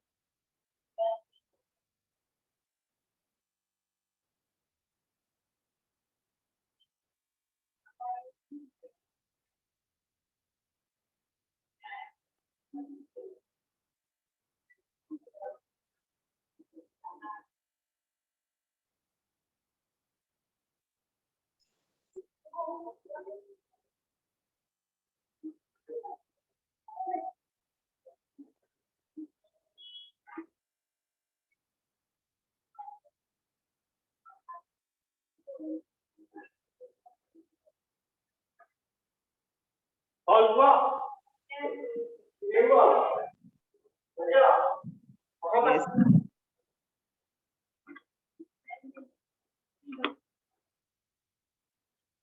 क्या हुआ सॉल्व? आप लोगों ने सॉल्व किया? yes, sir. क्या दिया आंसर? इधर देखो, इसमें सोडियम की वैलेंसी 1, मैग्नीशियम की 2, कितने ऑक्सीजन की वैलेंसी कितनी होती है? 2। कितने ऑक्सीजन लगे? 1। कितने ऑक्सीजन लगे? 1। तो मैग्नीशियम से आप दिमाग लगाओ कि ये मैग्नीशियम और ये ऑक्सीजन दोनों इलेक्ट्रॉन लूज कर दिए, दोनों इलेक्ट्रॉन ऑक्सीजन से गेन कर लिए, ठीक है? तो कितना हुआ? मैग्नीशियम की वैलेंसी 2 हुई। सोडियम कितने इलेक्ट्रॉन लूज करता है? 1। ऑक्सीजन कितने गेन कर रहा है जरा देखो? 2। तो सोडियम कितने लेने पड़ेंगे? 2। तो ऑक्सीजन की वैलेंसी तो 2 ही, लेकिन सोडियम की कितनी होगी? सोडियम तो एक ही इलेक्ट्रॉन लूज कर रहा है, ठीक है? एक सोडियम एक इलेक्ट्रॉन लूज कर रहा है, बट ऑक्सीजन को कितने इलेक्ट्रॉन चाहिए? 2। तो कितने सोडियम लग जाएंगे? 2। तो सोडियम की वैलेंसी 1, बट ऑक्सीजन की वैलेंसी 2, ठीक है? तो यहाँ पर 3 आ जाएगी, यहाँ पर 4। यहाँ सोचो ऑक्सीजन की वैलेंसी कितनी? 2। कितने ऑक्सीजन लगे हैं? 2। तो टोटल कितने हो गए? 4। तो सिलिकॉन की वैलेंसी कितनी हो जाएगी? 4। फास्फोरस की 5, सल्फर की 6 और क्लोरीन की 7। 7 तो बच्चों 1 2 3 4 5 6 7 तक कंटिन्यू ये बढ़ रही है, ठीक है?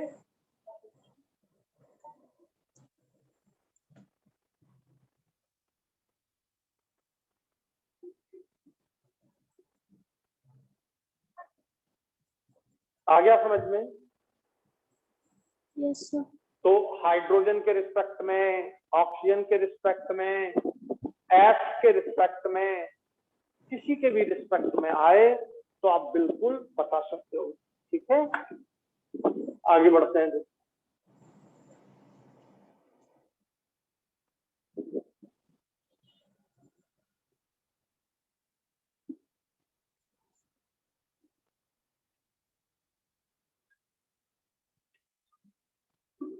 ध्यान देना, अगर मैं फिर से पूछूं कि Cl2O7 की मुझे कंप्लीट एक्सप्लेन करो बैलेंसी, तो कैसे करेंगे जल्दी? Cl2O7 में क्लोरीन क्या होता है? 17 1s2 2s2 2p6 3s2 3p5 और 3d क्या पड़ा है बच्चों? 0, ठीक है? 3s 3p 3d।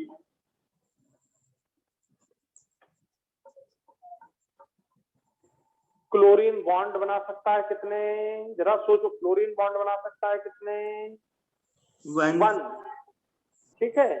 और आपको कितने बॉन्ड बनाने हैं? बोलो।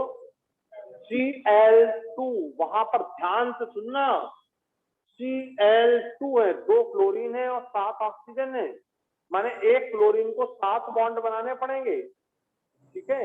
और बनाने का तरीका देखना है अपने को। इलेक्ट्रॉन एक्साइट कर दिए मैंने, चलिए ये इलेक्ट्रॉन एक्साइट कर दिए, ठीक? कितने इलेक्ट्रॉन अनपेयर्ड हो गए? बोलो 1 2 3 4 5 6 7। 7 अनपेयर्ड हो गया, समझ गया होंगे ना इतने में, तो आप लोग इतना आपके अलग से लिखना पड़ेगा मुझे। तो ये हो गया आपके Cl 1 2 3 4 5 6 और 7, ये 7 इलेक्ट्रॉन। ये एक्साइट करने वाली बात इसलिए समझा रहा हूं कि आपको पूरी तरह से समझ में आए, ठीक है। और ये 7 इलेक्ट्रॉन हैं, ये 7 इलेक्ट्रॉन हैं, ठीक है। अब ऑक्सीजन तो बनाती है डबल बॉन्ड, तो ध्यान से सुनना बच्चों। ये देखो, एक बॉन्ड ये बन गया ऑक्सीजन का डबल, एक ये बन गया डबल, एक ये बन गया डबल, ये। लेकिन क्लोरीन कितने हैं? 2। तो ऐसा एक क्लोरीन और भी तो है आपके पास। ये बन गया, ये बन गया, ये बन गया। अब ये क्या करें? इन दोनों को नहीं जोड़ना है, क्योंकि आपके ऑक्सीजन कितने हैं? बोलो। तो ये ऑक्सीजन को इधर देखिए, एक ऑक्सीजन यहाँ जुड़ गया, एक ऑक्सीजन यहाँ। ऑक्सीजन के पास 6 इलेक्ट्रॉन है। हर जगह ऑक्सीजन के पास 6 ही इलेक्ट्रॉन होते हैं, ठीक है। ऑक्सीजन के पास 2 4 और ये 6, ये 6 इलेक्ट्रॉन। तो इस तरह से अब बताओ, पूरा क्लियर है? यहां देखो ऑक्सीजन की वैलेंसी कितनी दिख रही है? 2। यहां देखो ऑक्सीजन की वैलेंसी कितनी दिख रही है? यहाँ डबल बॉन्डेड है 2, एक ही एटम से, यहाँ पे अलग अलग एटम से है तो 2। वैलेंसी तो कितनी है बच्चों? 2। तो क्लियर। अब क्लोरीन की देख लो कितनी है? 1 2 3 4 5 6, हो गया 7। तो ये कारण क्या है इसका कि कितनी बैलेंसी शो कर सकता है? मैक्सिमम 7। क्लोरीन कितनी मैक्सिमम बैलेंसी शो कर सकता है? 7। तो आपका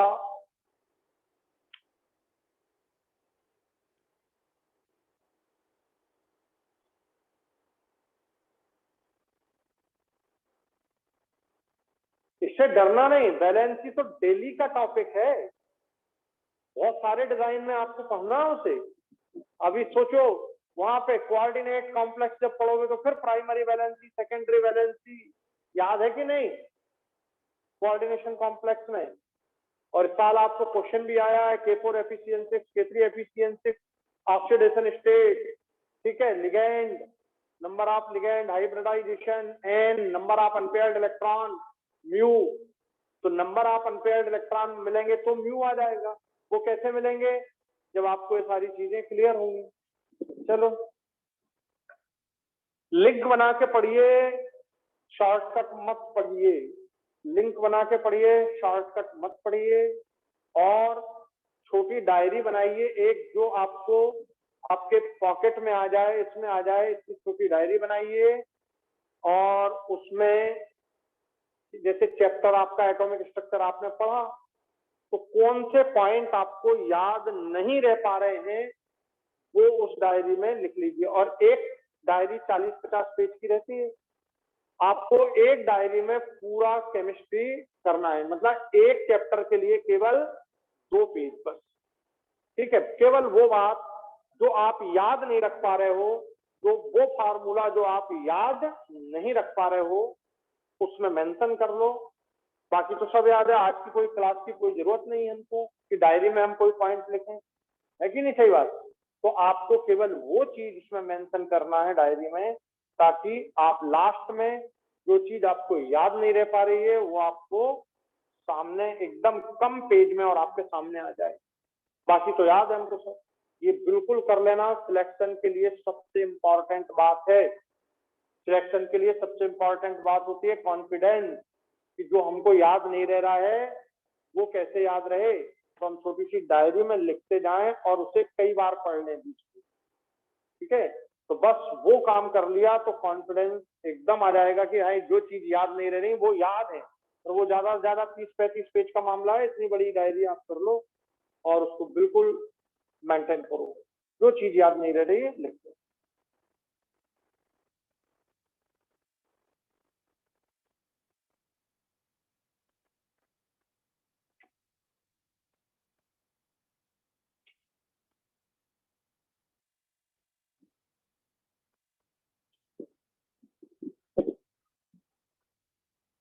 ठीक, आ गया समझ में?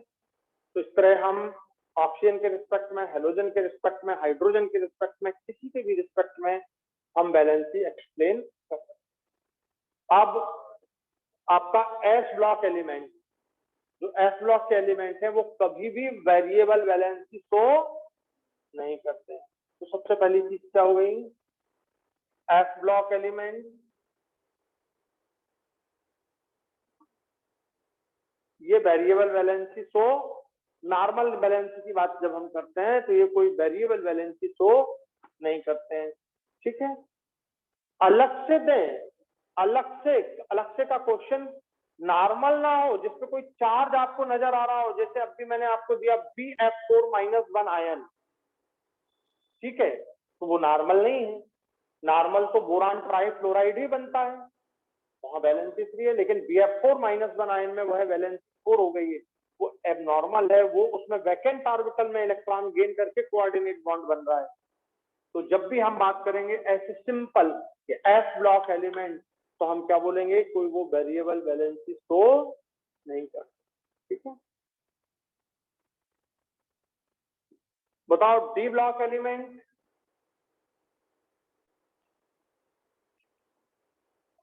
D block element variable valency show करते हैं कि नहीं? बिल्कुल करते हैं। आपको 2 साल पहले ही कई क्वेश्चन है, 2 साल पहले का क्वेश्चन है लैंथेनाइड एक्टिनाइड के बीच में आया, और 3 साल पहले का है डी ऑर्बिटल। ये D block element variable valency show करते हैं। There is a difference between variable valency and variable oxidation state. Oxidation state में +1 -1 जैसे साइन यूज करेंगे, वैलेंसी में साइन यूज नहीं करेंगे। ऑक्सीडेशन स्टेट में भी फ्रैक्शनल, ऑक्सीडेशन स्टेट तो कुछ भी हो सकती है, -½ भी हो सकती है, -1/3 भी हो सकती है, लेकिन वैलेंसी ऐसा नहीं होगा, फ्रिक्शनल नहीं होगी। ठीक है, वैलेंसी फ्रिक्शनल नहीं होगी।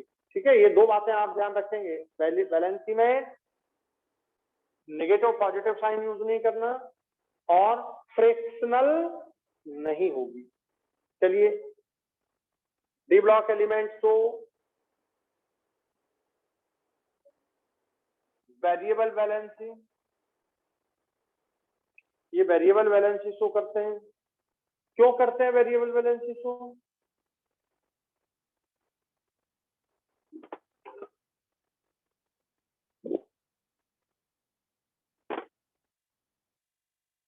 यहां पूरे डी ब्लॉक की बात की जा रही है, किसी एक पर्टिकुलर की बात नहीं की जा रही है, पूरे डी ब्लॉक की बात की जा रही है।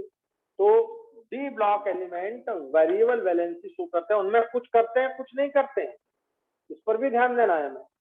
ठीक है, सारे ही नहीं करते, तो मैं आपको पूरा समझाता हूं। यहाँ पर देखिए, तो सिंपल क्वेश्चन पूछा जाए, जैसे अपन सबसे बढ़िया एग्जांपल ले रहे हैं एमएन का, बेस्ट एग्जांपल एमएन का 25।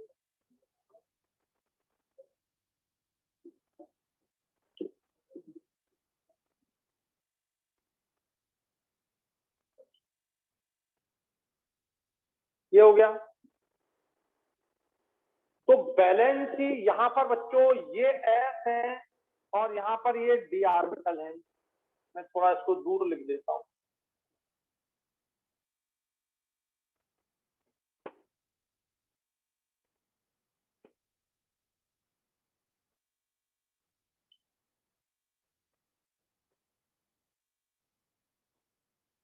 बच्चों वैलेंसी सेल तो ये है, ध्यान देना, वैलेंसी सेल तो ये है आउटर मोस्ट सेल, पर फिर भी वैलेंसी वेरिएबल मिल रही है। तो इसका रीजन ध्यान से सुनना, 4s ऑर्बिटल के जो इलेक्ट्रॉन हैं उनको निकालने में और 3d ऑर्बिटल के इलेक्ट्रॉन को निकालने में एनर्जी का डिफरेंस कम है। 4s ऑर्बिटल की आप जानते ही हो, 4s ऑर्बिटल की एनर्जी तो 3d से भी कम होती है, भले ही ये आउटर मोस्ट है। ठीक है, तो 4s की एनर्जी क्या होती है? कम, और 3d की थोड़ी ज्यादा, बट बहुत ज्यादा डिफरेंस नहीं है।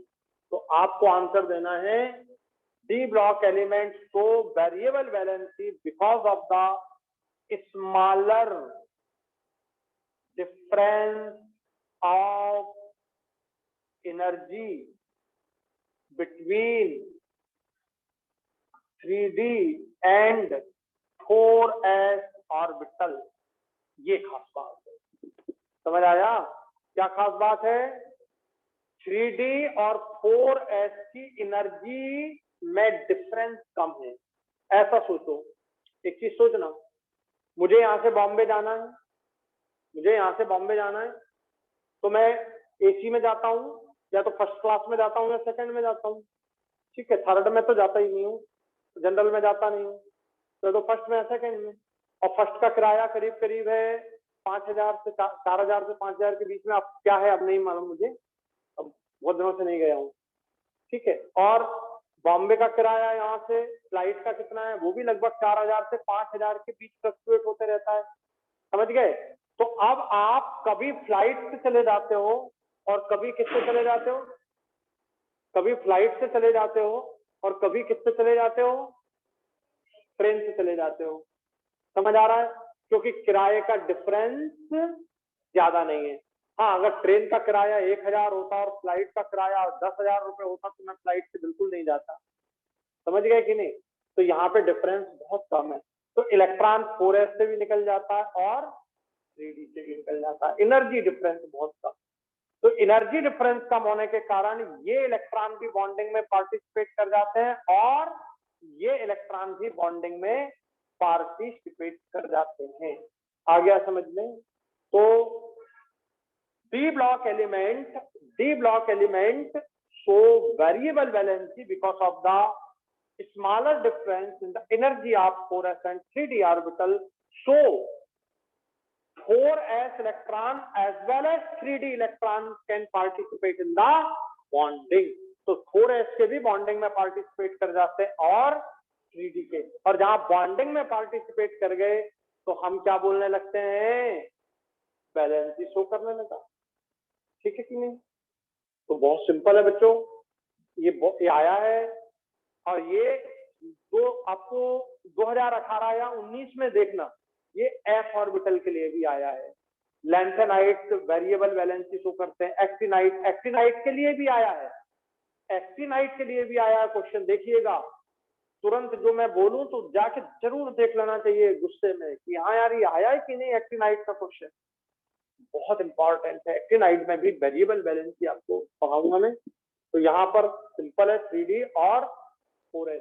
अब बेस्ट लिखने का तरीका, 3 ये 4, इसको आप n मान लो, तो ये क्या हो गया बेटा n-1, ठीक है। तो 3d हो गया n-1d और 4s हो गया ns। तो बेस्ट लिखने का तरीका ये यूज करेंगे, क्यों? क्योंकि आपका जो डी ब्लॉक एलिमेंट होते हैं वो 3d वाले भी होते हैं, 4d भी है, 5d भी है और 6d है। कितनी सीरीज बनती है डी में? 4। पहली 3d है, फिर 4d है, फिर 5d है, फिर 6d। तो आप बेस्ट तरीका यूज करेंगे n-1d एंड ns+, ठीक है। हो गया क्लियर? माने डिफरेंस तो है एनर्जी में, बट क्या है, स्मॉल डिफरेंस है। और स्मॉल डिफरेंस के कारण 4s के इलेक्ट्रॉन बॉन्डिंग में पार्टिसिपेट किए तो 3d के भी कर जाएंगे। बोले तुम जा रहे हो तो हम भी चल रहे हैं, क्यों? बोले यार ज्यादा डिफरेंस नहीं है, ठीक है।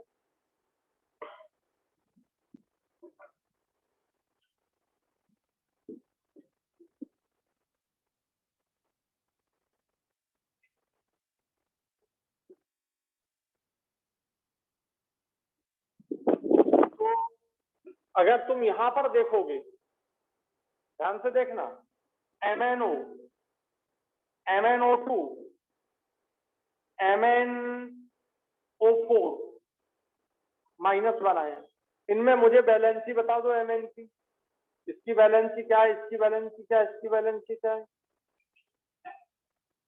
समझ आ जाना चाहिए इतने में तो तुरंत। यहाँ पर ऑक्सीजन की बैलेंसी तो हमेशा क्या होती है, कितने लगे हैं, 1, तो इसका मतलब यहाँ पे बैलेंसी कितनी है, 2। कितने बॉन्ड बना रहे हैं, केवल बोलो, केवल ये 2 बनाएंगे। कौन सा बॉन्ड है, आयनिक। ये दोनों इलेक्ट्रॉन लूज कर देगा, ये दोनों गेन कर लेगा, और बच्चों यहाँ पर ऑक्सीडेशन स्टेट +2 हो जाएगी। ठीक है, कितने इलेक्ट्रॉन लूज किए, ऑक्सीडेशन स्टेट कितनी हो गई, कितने इलेक्ट्रॉन लूज किए, तो नंबर ऑफ इलेक्ट्रॉन लूज क्या कहलाई, वैलेंसी, तो वैलेंसी 2, ऑक्सीडेशन स्टेट +2। गुस्सा तो नहीं आ रही है, गुस्सा तो नहीं आ रही है। तो ये आयनिक वैलेंसी है, और यहाँ पर MnO2 में पार्टिसिपेट करेंगे कोवैलेंट बॉन्ड फॉर्मेशन में, ठीक है। तो यहाँ पर कितने ऑक्सीजन की वैलेंसी कितनी होती है, 2, कितने ऑक्सीजन जुड़े हैं तो कितनी हो जानी चाहिए, तो यहाँ पर 4 और ऑक्सीडेशन स्टेट +4, ठीक है। और यहाँ पर Mn की वैलेंसी कितनी, 4 सर। अरे गड़बड़ नहीं करना है, गड़बड़ नहीं करना है।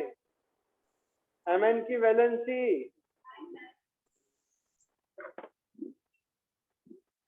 चलो अपन Mn को बनाते हैं, देखो इधर Mn, ये ऑक्सीजन, ये ऑक्सीजन, ये ऑक्सीजन और ये ऑक्सीजन जिस पर चार्ज किया था, क्या KMnO4 जानते हो ना रे, KMnO4 जानते हो कि नहीं। तो ये आयनिक बॉन्ड है, ये देखिए ये आयनिक बॉन्ड है, K ने 1 इलेक्ट्रॉन लूज किया, इसने गेन किया, फिर इसका 1 इलेक्ट्रॉन बॉन्डिंग में पार्टिसिपेट कर रहा है, कौन सी बॉन्डिंग में, ऑक्सीजन की 1 बॉन्डिंग कोवैलेंट है और एक कौन सी है, आयनिक। ऑक्सीजन की 1 यहाँ पे आयनिक है और ऑक्सीजन की यहाँ पर 1, टोटल कितनी, गुस्सा तो आती है, टोटल वैलेंसी कितनी ऑक्सीजन की, 2, 1 ये आयनिक है, यहाँ पे -1 है, और यहाँ कैसा बॉन्ड है, तो ऑक्सीजन की वैलेंसी तो 2 ही रही, बट यहाँ Mn की कितनी आप काउंट कर लो, और ऑक्सीडेशन स्टेट निकालना, वो भी 7 आएगी +2। काय की गुस्सा है, सीधा दिख रहा है, 1 2 3 4 5 6 7, ठीक है। तो 7 MnO4 का ऑक्सीडेशन स्टेट +7, ये ऑक्सीडेशन स्टेट में अगर अभी टेंशन हो, ये तो मैं साथ में फ्री में दे रहा हूं। जैसे अपन कोई सामान बड़ा टीवी लिया अपन ने, तो उन्होंने कहा यार ये फ्री में मिल गया था, तो ये ऑक्सीडेशन स्टेट में फ्री में दे रहा हूं, ठीक है, बैलेंस ही पढ़ा रहा हूं। और कंपटीशन का प्रिंसिपल तो यही है कि आपको ऐसे ही पढ़ना चाहिए। कई बार नहीं समझ आता तो दूसरी क्लास बाद आ जाएगा, दूसरे चैप्टर बाद आ जाएगा, लेकिन पढ़ने का तरीका यही होना चाहिए। खुलता है दिमाग, हर लाइन में चलता है, चारों डायरेक्शन में सोचने का मौका मिलता है।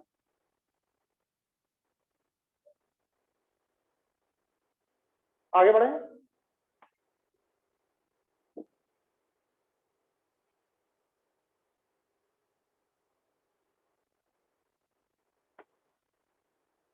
तो इस तरह से MnO4 में Mn का 1 2 3 4 5 6 7 आपका नॉर्मल बॉन्ड रहेंगे, कोवैलेंट बॉन्ड बनेंगे, और ऑक्सीजन की वैलेंसी हमेशा 2 होगी।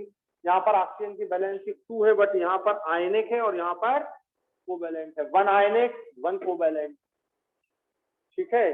तो ऐसे भी क्वेश्चन आ जाए ना तो भी आपसे बन जाएंगे, बस सोचना इतना आसान हो गया। अब हुआ कि नहीं आसान, valency along with the oxidation state।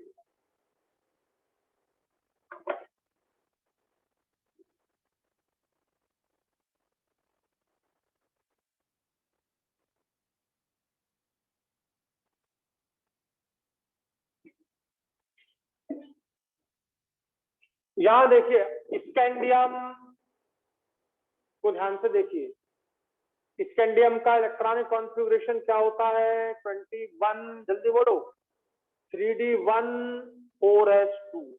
ये एक कॉन्फ़िगरेशन, डी ब्लॉक का कॉन्फ़िगरेशन याद करने का सिंपल तरीका, बार बार भूल जाते हैं। एक दिख रहा है d1 4s पहले इलेक्ट्रॉन जाते हैं, 4s2 3d1, केवल डिफरेंस का मिलता है क्रोमियम में और कॉपर में, याद है ना, क्रोमियम में 3d5 हो जाता है और कॉपर में 3d10 4s1 हो जाता है, बस वही डिफरेंस। बाकी तो सिंपल, जैसे मान लो मैंने कोई भी दे दिया, मैग्नीज दे दिया, आप भी मैग्नीज दिया 25 3d5, ये 5 है ये 5 है, और 4s2 तो होता ही है, ये हमेशा याद रखना। ठीक है, तो इससे क्या है, हमको बार बार सोचना नहीं पड़ेगा, पर क्रोमियम और कॉपर में सोचना नहीं तो गड़बड़ कर दो। ठीक है, अब यहाँ पर 4s में इलेक्ट्रॉन गए, 2 भर गए 3d में। बच्चों इतना कम डिफरेंस है, इतना कम डिफरेंस है इलेक्ट्रॉन का, और अंदर के इलेक्ट्रॉनिक कॉन्फ़िगरेशन और लिख लें तो ज्यादा तुमको क्लैरिटी आ जाएगी।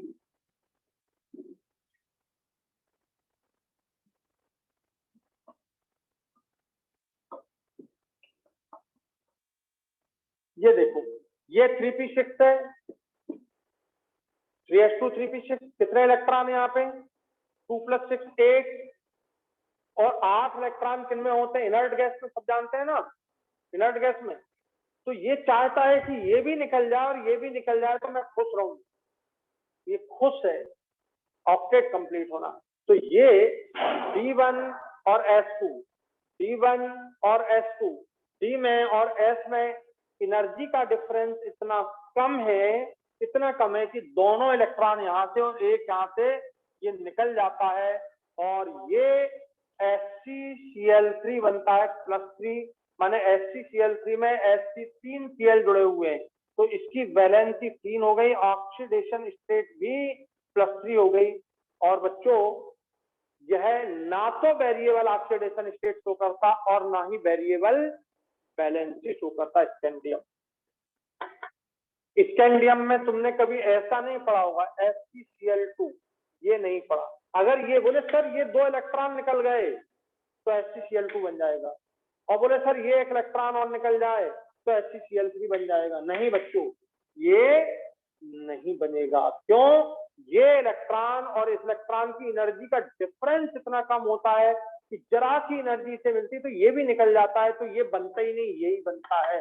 वैलेंसी वेरिएबल इसमें नहीं है। स्कैंडियम में वैलेंसी वेरिएबल नहीं है, स्कैंडियम में ऑक्सीडेशन स्टेट भी वेरिएबल नहीं है।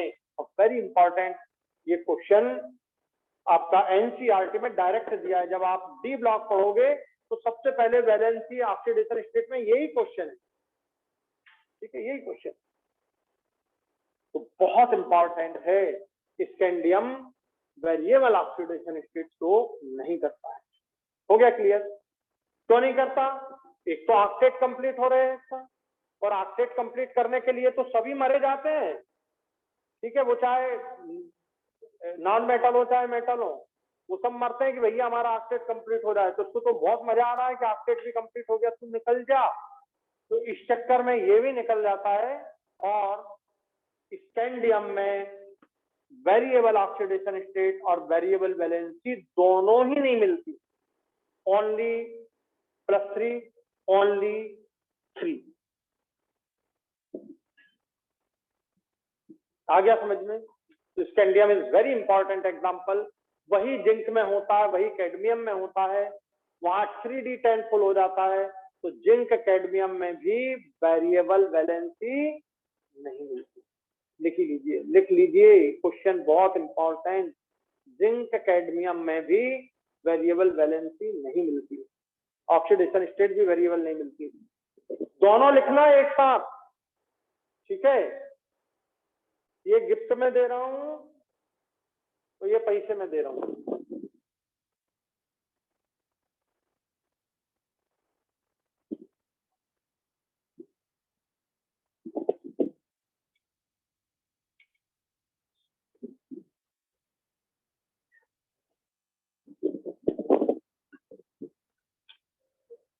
तो Zn को अगर आप देखोगे, Zn 30 होता है, 1s2 2p6 3s2 3p6 3d10 4s2। अब बच्चों ये जब पूरा भर गया, ठीक है, पूरा भरा हुआ है, समझ रहे हो?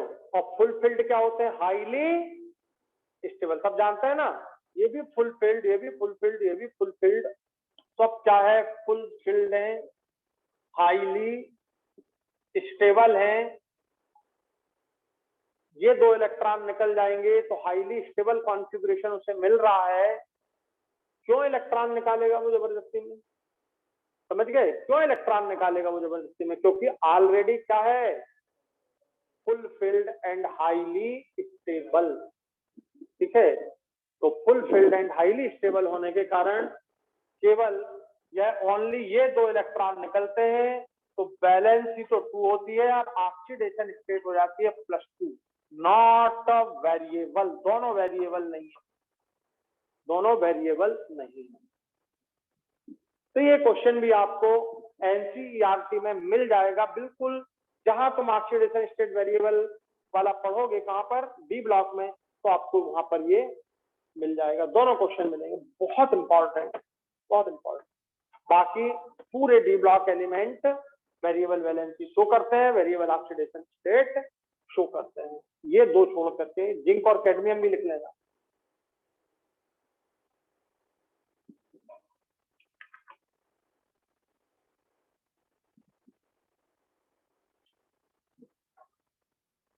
देखो 11th को पढ़ाने का तरीका अलग होता है।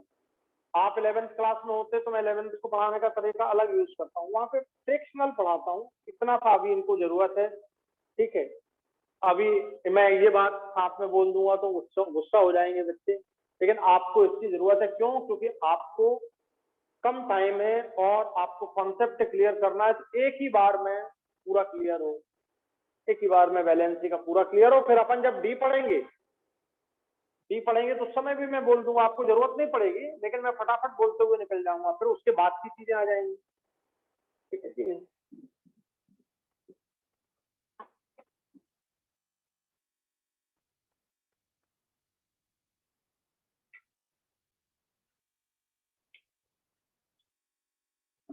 तो इसे काफी अच्छे से ध्यान रखिए।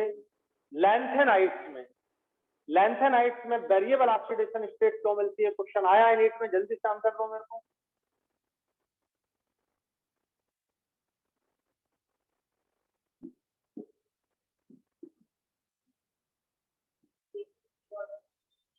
है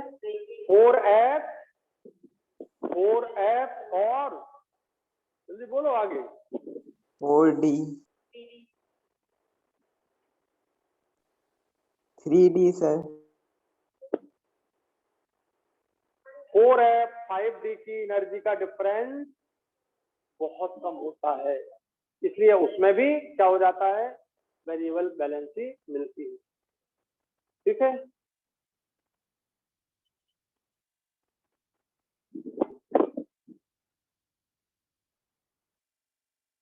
तो आज के लिए इतना ही, फिर कल आपको इससे आगे ले चलेंगे। ठीक है, समझ आ गया आज का?